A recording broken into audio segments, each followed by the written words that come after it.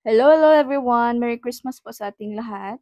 Itong video na ito guys ay mag-scratch kami ng husband ko sa kalendar na ito at may halagang amount na mapanalunan. Pero depende po, paswertihan na lang kung mananalo tayo dito guys. So, ang pinakamalaking mapanalunan ay 1 million kroner. That is 7 to 8 million pesos here in the Philippines. Halagang 400 pesos. Yung mother-in-law ko lang yung bumili nito para sa amin ng husband ko. While kahit na nandito ako sa Pinas guys, ayan, sineselebrate namin ito.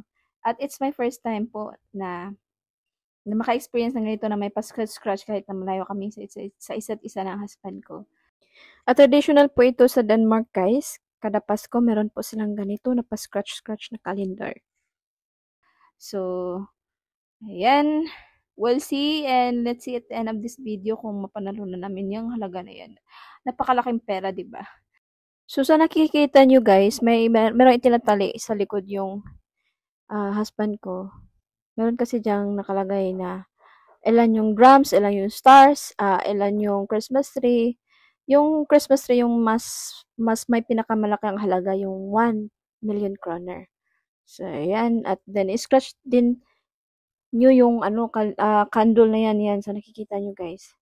Kasama din yan. At then, may isang regalo. Bonus po yan. So, ito yung nasa likod ng calendar guys. Ayan, yung first guys, 1 million kroner yan. So, isa na lang yung Christmas tree sana na kulang. Muntik na kaming manalo ng 1 million kroner guys. Sa Pinas that is around 7 to 8 million na. Ang laki ng pera. Diba? Pero sabi ng husband ko guys, 5% lang daw yung may chance na manalo every year sa mga ganitong pa-scratch-scratch sa calendar guys. So yun lang guys, salamat sa inyong panonood.